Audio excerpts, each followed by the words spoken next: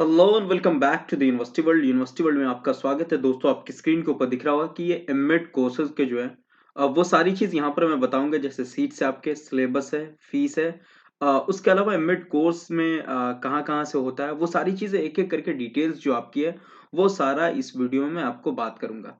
अगर आप university world पर नए हैं तो सबसे पहले सब्सक्राइब कर लें, बेल आइकन प्रेस कर दें, नोटिफिकेशन ऑन कर लें। कोई भी क्वेरी हो तो कमेंट सेक्शन में आप पूछ सकते हैं, लेकिन सबसे पहले हम यहाँ पर जानते हैं कि पूरा क्राइटेरिया यहाँ पर किस तरीके से होता है। इसमें सबसे पहले मैं आपको बता दूं कि सिलेबस के बारे में हम बात करेंगे। इसके बाद बात करूंगा मैं आपको जैसे सीट्स के बारे में कि कितनी सीट्स है, कहाँ कहाँ इसके सीट्स हैं, कॉलेजेस जो है इसके वो है, कॉलेजेस कहाँ कहाँ है, ठीक है। उसके अलावा सीट्स कॉलेजेस के बाद फीस आपकी हो गई, ठीक है। हॉस्टल की बात हो गई। उसके अलावा यहाँ पर हॉस्टल के अलावा और भी चीजें हैं जिस तरीके से, तो वो सारी चीजें मैं एक एक करके आपसे बात करूंगा। सबसे पहले यहाँ पर मैं देख लेता हूँ कि सिलेबस किस तरीके का होता है। इसमें दो पार्ट में आपके क्वेश्चंस होते हैं। पहला पार्ट जो होता है मिड का, वो फर्स्ट पार्ट में जैसे पेडागोजी होता है, कंटेम्प्रेरी एजुकेशनल प्रॉब्लम होता है, कॉम्प्रिहेंसिव होता है, जनरल इंग्लिश और उर्दू राइटिंग एबिलिटी होती है। ये 5 पोर्शंस होते हैं 10-10 नंबर के, ठीक है। तो पार्ट वन में तो इस तरीके के ये होंगे, पार्ट ए, ठीक है। दूसरा होता है पार्ट बी। पार्ट बी में क्या क्या होता है वो मैं आपको इसके बाद वाली स्लाइड में मैं आपको बताऊंगा। पेडागोजी के जो क्वेश्चन होते हैं वो 10 क्वेश्चन होते हैं और 10 मार्क्स के होते हैं। एक क्वेश्चन 1 मार्क कैरी करता है।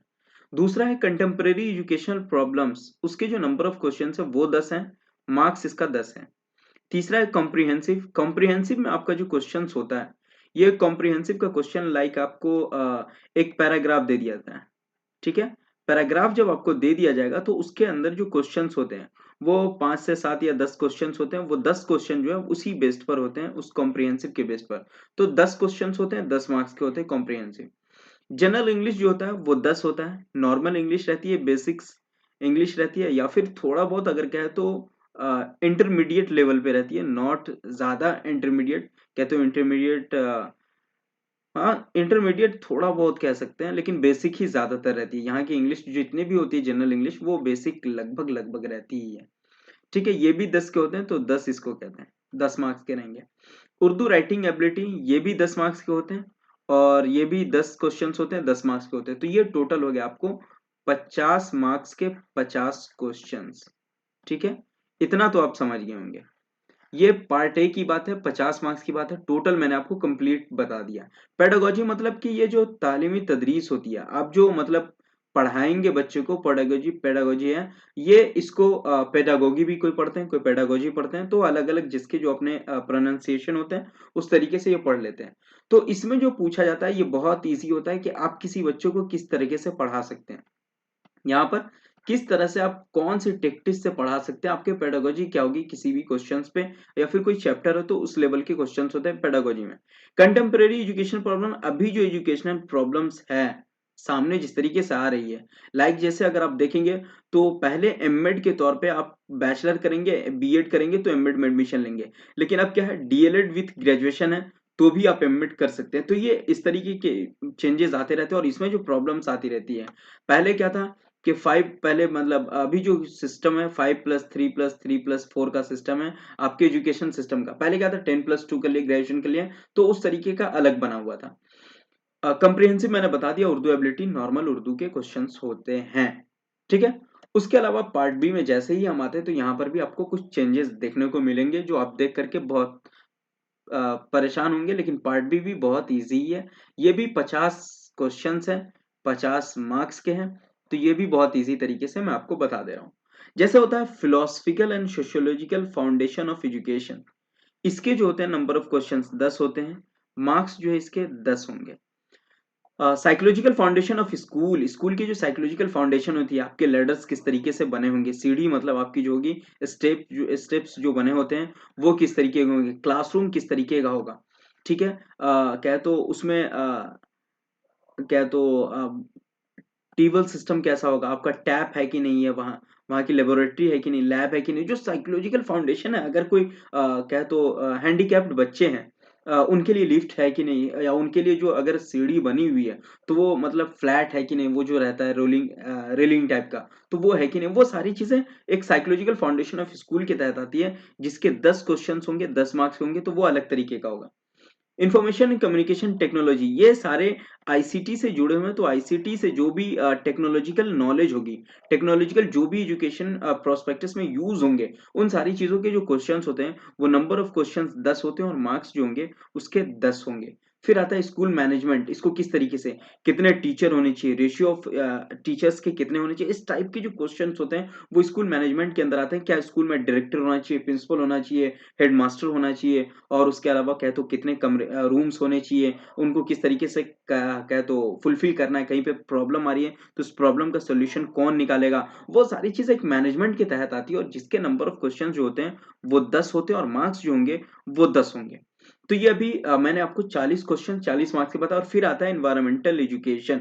एनवायरमेंटल एजुकेशन की एजुकेशन जो आप दे रहे हैं उसका एनवायरमेंट किस तरीके का है, कहें अगर कोई बेसिक नॉलेज ले पा रहा है, जैसे अगर कोई प्राइमरी बच्चे हैं तो उसको मतलब क्या तो सबसे पहले तो रियल लाइफ से सबको एजुकेशन देना होता है। तो उसके जो एनवायरमेंटल एजुकेशन सिस्टम जो बनाया जाएगा, स्कूल के बिल्डिंग, एजुकेशन सिस्टम, वो सारे एनवायरमेंट देख करके, आस पड़ोस के एनवायरमेंट को भी देख करके, जो आपका सामने जो क्या तो सोशल है, मतलब समाज जो है आपका, वो सामने इन्वायरमेंट उसका कैसा है, किस तरीके का, तो वो सारे क्वेश्चंस भी इसमें आते हैं। जो नंबर ऑफ क्वेश्चंस 10 रहते हैं और मार्क्स 10 रहेंगे यहाँ पर। तो इस तरीके से टोटल 50 क्वेश्चन 50 मार्क्स के मैंने यहाँ पर सिलेबस सिर्फ बताया।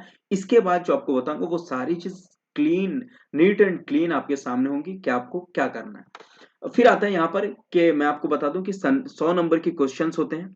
टोटल नंबर ऑफ क्वेश्चंस भी होगा वो 100 होगा। मैंने पार्ट वाइज बता दिया।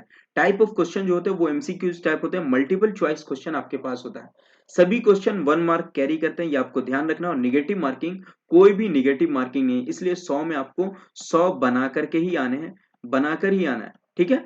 और इसके अलावा निगेटिव मार्किंग नहीं है तो कोई दिक्कत नहीं है, यहाँ पर प्लस पॉइंट आपके पास है कि आपको पूरा रंगना है, जो आ रहा है नहीं आ रहा है। हाँ, लगभग लगभग क्या है कि 70 प्लस मार्क्स हैं, तो पहली जो लिस्ट आती है उस फर्स्ट लिस्ट में आपका नाम आ जाएगा जनरल बच्चों के लिए। अगर आप कैटेगरी वाले में हैं तो 65 प्लस आपको लाना ही पड़ेगा। ये भी आप अभी बहुत क्रेज चला हुआ है कि मानो के अंदर एडमिशन नहीं मिल पा रहा है। अब आते हैं यहाँ पर, आपको अगर एडमिशन लेना है मानू के अंदर तो एमएड के जो है सॉल्व क्वेश्चन पेपर 17 से 23 तक के मैंने 149 में यहाँ पे आपको दिख रहा होगा, ये व्हाट्सअप नंबर है, इस पर आप अपना डिटेल्स सेंड कर देंगे।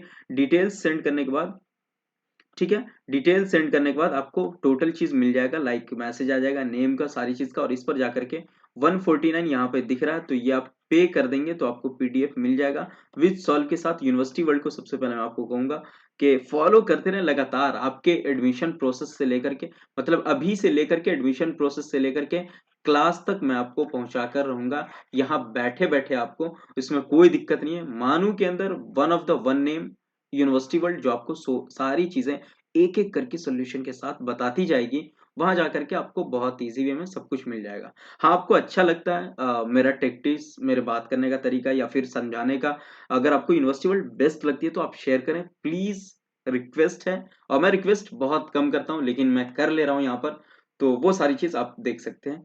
चलिए अब आगे बात करते हैं। यहाँ पर सीट्स जो है, यहाँ ये सीट्स टोटल 50, 50 एंड 50, यहाँ पर 3 जगह है, 1 2 3, टोटल में 50 है ईच सेंटर में। 50 यहाँ भी है, 50 यहाँ भी है, 50 यहाँ भी है, तो टोटल जो है 150 सीट्स है। कितनी सीट्स है?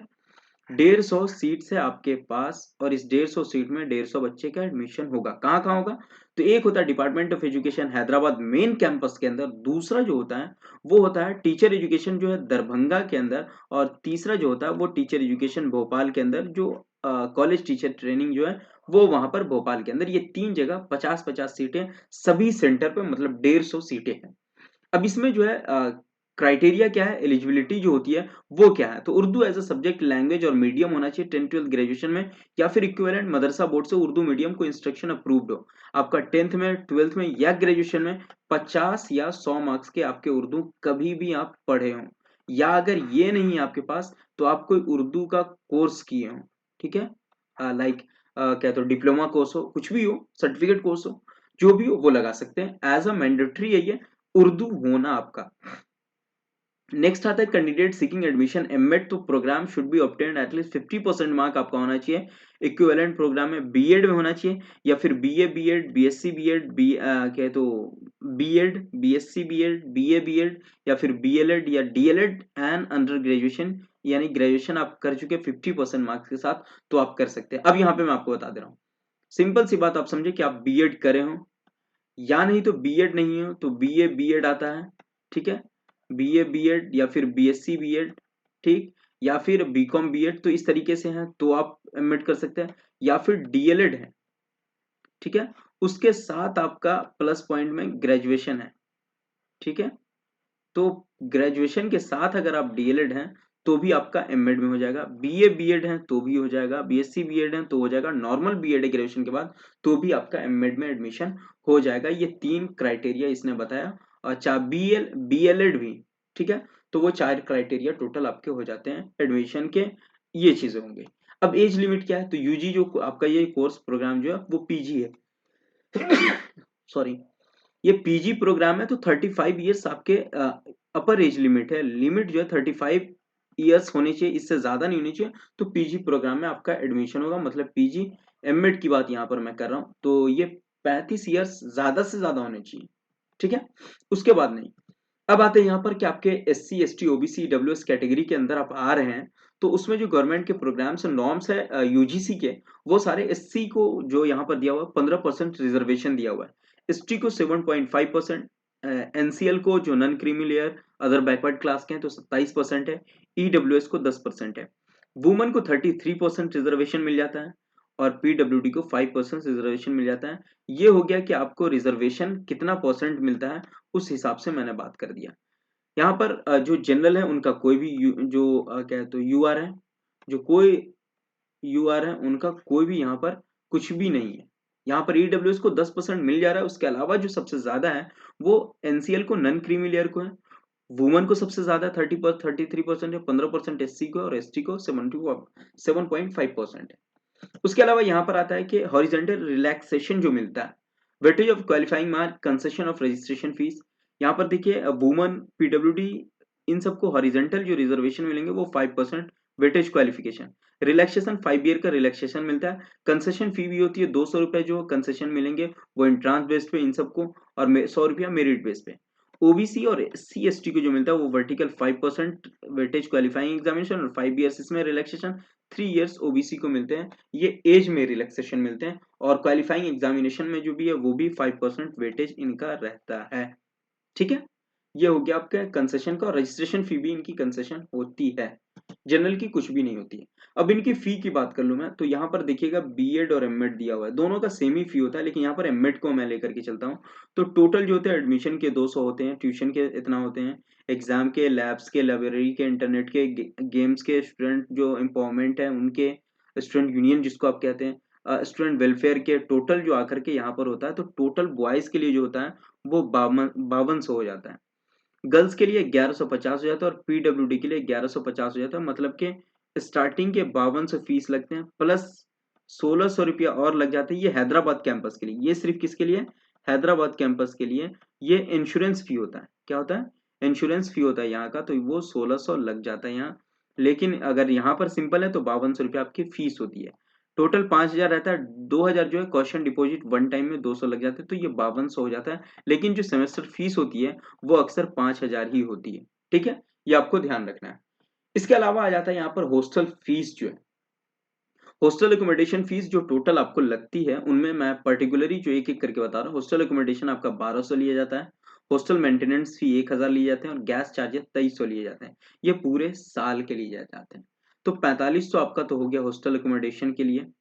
अब जो आता है यहाँ पर 4100 रुपया, वो होता है कि आपको मेस एडवांस में 2000 देने होते हैं, आपको डिपॉजिट करना पड़ता है 1500 रुपया, फिर क्रॉकरी 400 रुपया, जो क्रॉकरी के जो होते हैं जो प्लेट ग्लास जब आप यूज करते हैं उनके 400, न्यूज़पेपर मैगजीन आती है उनके 200, तो 4100 रुपये टोटल होते हैं। यहाँ पर क्या होता है, 4100 रुपये टोटल होते हैं, और 4500 ये हो जाते हैं, तो आपको 4500 और 4100 आप जब इंक्लूड कर देंगे तो यहाँ पर 8600 होते हैं, ठीक है, कुछ आपके जो है क्या तो एफिडेविट बनते हैं 250 या 150 के, ऐसे कुछ मतलब लेते हैं वो। पहले 150 था, अब 250 हो गया, तो 8600 वो लगभग लगभग जो जा करके आपका हो जाता है वो लगभग 10,000 रुपये हॉस्टल के हो जाते हैं। आखिरी तक जाते जाते फिर सारी चीज आप करेंगे तो प्रोसेस करते करते 10,000 तक चले जाते हैं। ये लेकर के आओ, वो लेकर के आओ, ये डिक्लेरेशन, इतने फोटो, ये सारी चीज करते करते जो आपको टोटल इंक्लूडेड होता है, वैसे आपको तो 9,000 तक हो जाता है।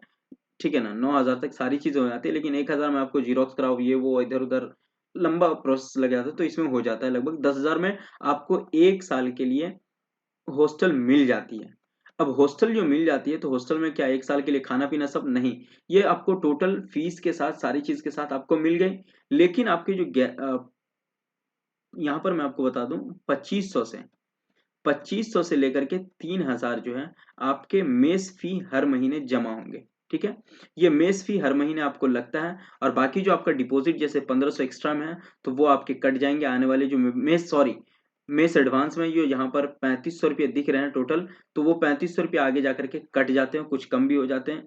ठीक है ना, तो ये सारी चीज आप देख सकते हैं, वहां पे अलग अलग एडवांस दिए जाते हैं, या फिर आप ज्यादा भी जमा कर सकते हैं। तो वो सब आप अपने हिसाब से देखते हैं कि आपके पास पैसे हैं कि नहीं है, सिचुएशन कैसी है, किस तरीके से आप डील कर सकते हैं। तो वो सारी चीजें थी, लेकिन ये पूरा ओपनली मैंने बता दिया कि ये आपके मेस फी पर मंथ लगेंगे, और ये 9,000 रुपए के अंदर तक आपको हॉस्टल मिल जाएगा, और इस तरीके से ये सारी चीज लगते हैं। अब यहाँ पर जो आपको 2,000 से 3,000 रुपया डिपॉजिट है, वो लास्ट मंथ मई जून में आकर के कट जाते हैं। अगर आप नहीं मई में जमा करते हैं पैसा, तो भी आप खा सकते हैं, इसलिए कि आपका मेस डिपॉजिट है, और वो लास्ट साल में आकर के डिपॉजिट अगर आप कर देते हैं तो वो आपको बैंक अकाउंट में जितना बचता है आपका पैसा वो रिफंड कर देती है यूनिवर्सिटी। तो ये टोटल मैंने आपको बताया एमएड को लेकर के। अगर फिर भी आपको कहीं कुछ मुझसे मिसिंग हो रही है, कोई पॉइंट जो मैं नहीं बता पाया हूं, तो वो आप डायरेक्ट मुझसे पूछ सकते हैं। तो यहाँ पर मैंने टोटल आपको बता दिया। थैंक यू सो मच, बहुत बहुत शुक्रिया इतनी देर तक हमारे साथ जुड़े रहने के लिए, पेशेंस आपका बना रहा, मुझे अच्छा लगा। यहाँ पर आप फेसबुक से भी मैं आपसे रिक्वेस्ट करता हूँ, फेसबुक पेजेस एंड ग्रुप से आप जुड़ जाएं, पेजेस एंड ग्रुप्स भी है, तो उससे आप जुड़ जाए जहाँ इस तरीके का होगा। इंस्टाग्राम को फॉलो कर लें, कोई भी प्रॉब्लम हो तो आप यहाँ पर मैसेज कर सकते हैं डायरेक्ट। व्हाट्सएप पर भी आप मैसेज कर सकते हैं, यूट्यूब से जुड़ जाएं, सारे वीडियोस शेयर कर दिया करें, टेलीग्राम पे सारे पीडीएफ्स आपको मिल जाएंगे। और इस तरीके से हमारे साथ बने रह के बहुत बहुत शुक्रिया आपका। वीडियो लाइक करें, शेयर करें, कमेंट करें। कोई भी कहीं कोई क्वेरी बच जा रही है, कुछ ऐसी चीजें जो मैं नहीं बता पाया हूँ, तो वो आप पूछ सकते हैं डायरेक्ट कमेंट सेक्शन में, या फिर इंस्टाग्राम पे, या फिर व्हाट्सएप पे, फेसबुक पे, जहां दिल करे आपका, जैसे भी आपको चाहत हो कि मुझे इस तरीके से पूछना है, यहाँ पूछना है, तो आप कर सकते हैं। और वीडियो को ज्यादा से ज्यादा शेयर कर दें, सब्सक्राइब जरूर कर लेंगे, लेकिन इतना मैं कहना चाहूंगा। थैंक यू सो मच, फिर हम मिलते हैं नेक्स्ट वीडियो के साथ। Have a nice day, enjoy करें।